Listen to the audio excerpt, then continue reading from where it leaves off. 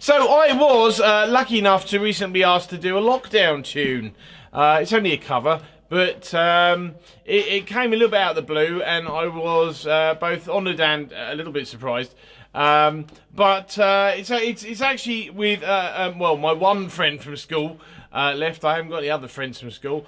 But yeah, he did the bass and guitars. A mate of his who I probably haven't seen for 20 years did the vocals, and then I have no idea who the saxophone player was, but there you go. But I thought, as you know, I was in here doing it anyway, that I'd just record this and go over the gear that I was using, just as a bit of fun. So, right, over here, as I spin the camera around, try and spin the camera around. Where are we? Yeah. So there's actually a Paiste Colour Sound 12-inch splash here, which wasn't part of the setup.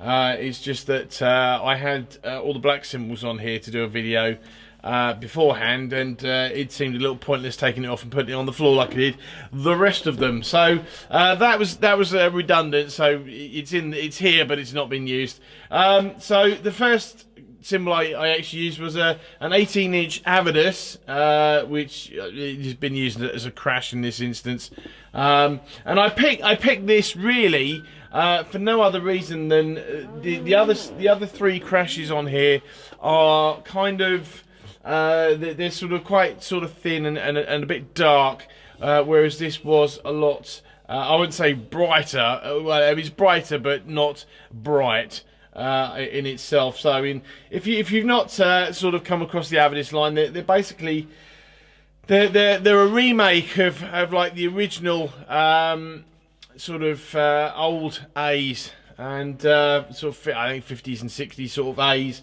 And I mean, I got this for a project I was doing earlier this year, which I've now finished. But I mean, they're quite nice. I reviewed them a few years ago. I really like them. I quite rate them as well. I've got a 21-inch ride somewhere as well. But moving on. So this is a 6-inch Byzance Splash, which is kind of the most splashy 6-inch splash I have. I've got 3 of them, but this is my favourite. I only used it for one little accent in the whole song, but you know, it was I thought it sounded alright for it. 16-inch extra dry thin hats by the Byzance, you know, mine or Byzance obviously.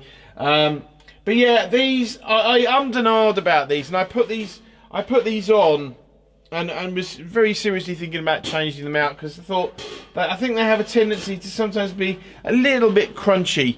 Even though they're quite dry, sort of still have a sort of crunchy sound. But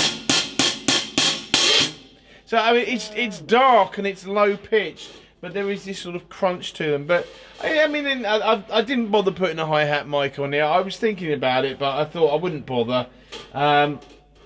And I mean, these cut through, they're very sloshy when you open them up, even just a little bit. They're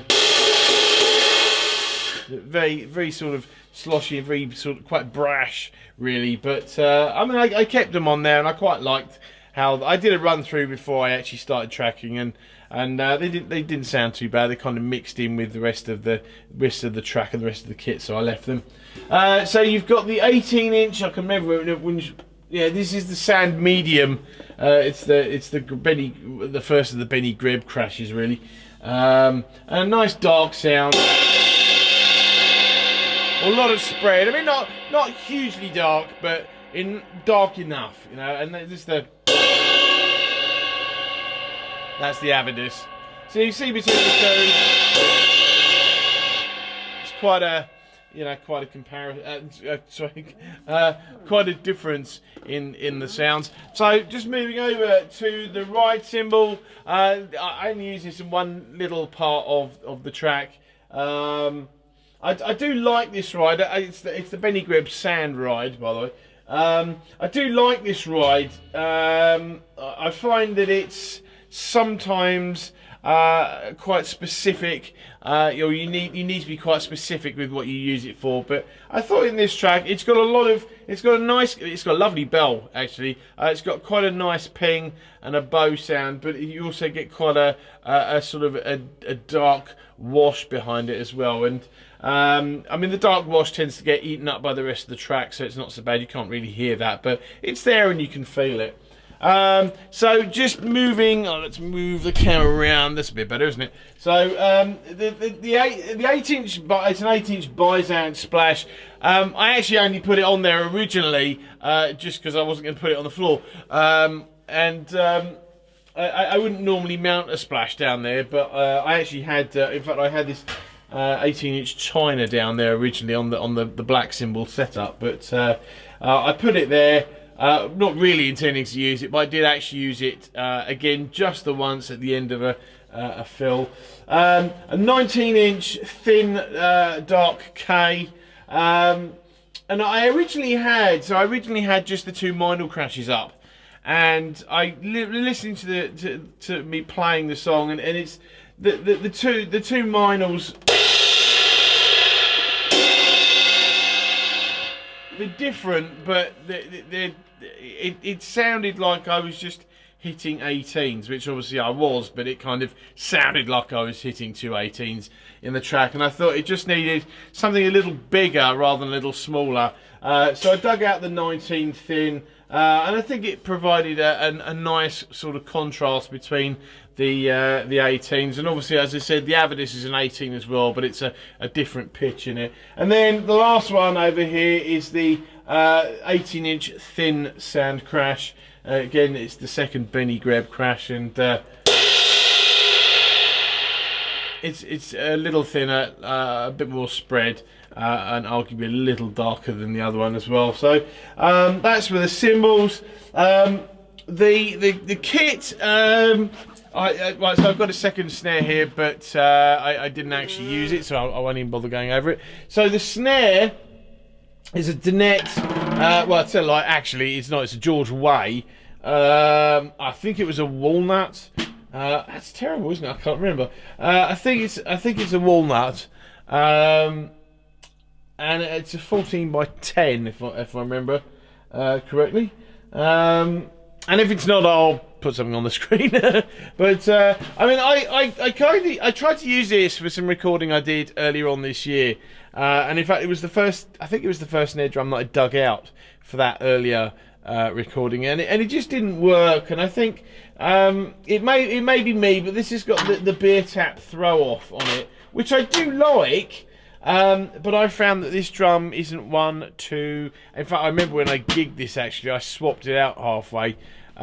This snare drum isn't really one to be played hard.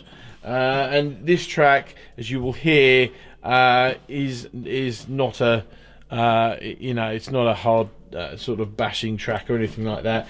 One of the few times I've recorded with no rim shots or anything. As you'll hear there, it is quite dead. Again, I was trying to keep somewhere between the original and the drum machine sort of demo that I was given to sort of listen to as well. So I wouldn't normally use one of these. In fact, I haven't used one of these in a couple of decades. Which is ironic, really, because I've got a whole bunch of these just hanging outside. I mean, I think for the first time ever, first time ever since I bought them in the 90s, when they were very cool and trendy. I think this is like the first time I've ever really wanted to use one for a track, and I think it's all right. I mean, the sound by itself is a little. To be honest, that's not a sound as it's tuned at the moment. I tuned it with the ring on it. I wouldn't normally use that type of sound, but the sound through the overheads and with a little bit of the 57 on it as well. I think it kind of, again, in the context of the song and the whole music, I think it kind of keeps the spirit of the original. The kit's the wood fiberglass, the pearl wood fiberglass. I'll do a separate video on that anyway. But 8, 10, 12, 14, 16, and the kit is the kick drum is the 22x16. And before anyone says anything about that being an 8 and that not being in the catalogue, you'd be right, it's not. But apparently they made it for me anyway. Yeah, aren't I lucky? Or at least I say they made it for me. I'm only guessing that they made it for me, but since it's not a catalogue item, and I asked them and they said they'd do it, I don't know if it was if they had some or they made it or what, but it's here and it sounds lovely and I really dig it. So, but all in all, yeah, that's the kit. This is, how I've literally just finished doing the track for the umpteenth time, but this is what it sounds like. Thanks for watching. Hope that was enjoyable. See you again.